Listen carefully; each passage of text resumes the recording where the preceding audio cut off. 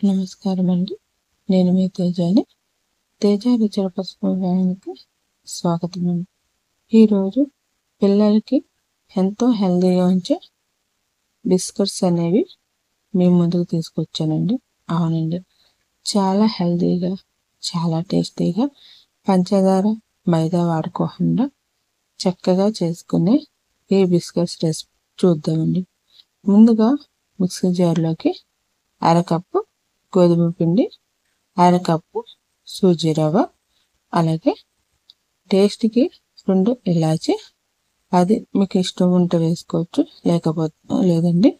ఆ 2 మెత్తగా మిక్సీ పట్టుకున్నాక అరకప్పు తురిమిన బెల్లం వేసుకుని మరలా మిక్సీ పట్టుకోవాలి. ఈ మిక్సీ పట్టుకున్న మిశ్రమాన్ని అంతటిని ఒక పళ్ళెంలోకి వేసుకోవాలి. ఇప్పుడు ఇందులోకి 1/2 teaspoon baking soda, 1/2 teaspoon baking powder, pinch of salt, 1/2 cup ragi పిండి అండి, అలాగే 2 టేబుల్ స్పూన్ల నెయ్యి వేసుకుని బాగా కలుపుకొని ఇప్పుడు 1/2 కప్పు పాలు కూడా తీసుకోవాలి. ఈ 1/2 కప్పు పాలని మొత్తంగా పోయకుండా కొద్దిగా కలుపుకోవాలి. ఎందుకంటే మనకు ఆల్రెడీ బెల్లం ఉంది కదండి, అది ఈ మనం కలిపిన పాలలో కలిపి అది కొంచెంగా లూజ్ అవుతుంది. సో మీరు కొంచెం పాలు అనేవి కొద్దిగా చూసుకుండా కలపండి.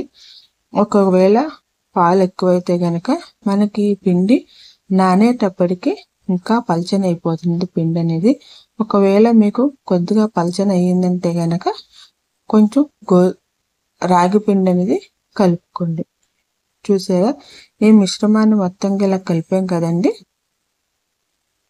ఇప్పుడు ఈ కలిపిన మిశ్రమానికి మూత వేసి 1 గంట సేపు పక్కన పెట్టండి. 1 గంట సేపు తర్వాత మరలా మూత తీసి ఈ పిండిని చక్కగా కలుపుకోండి.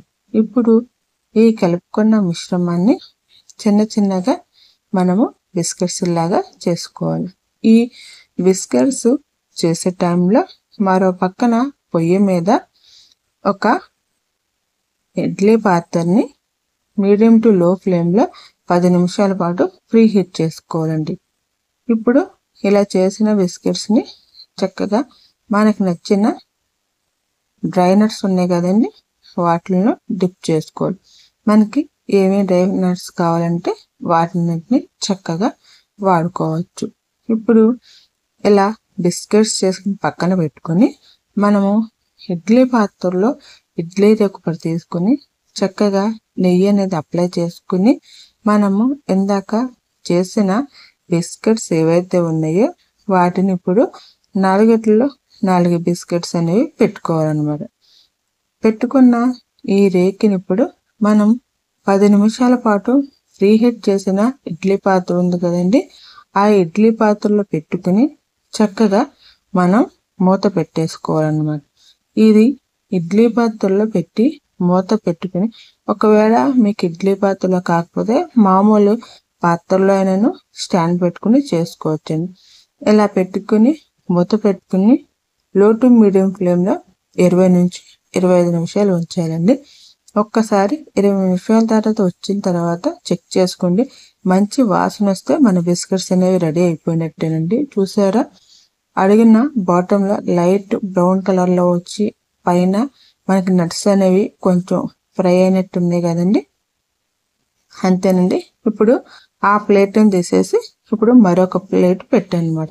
అంతే అండి, ఎంతో టేస్టీగా ఎంతో సూపర్గా ఉండే మన రాగి బిస్కెట్స్ రెడీ అండి. చక్కగా ట్రై చేసి మీరు కూడా ఎలా ఉన్నాయో నాకు చెప్పండి.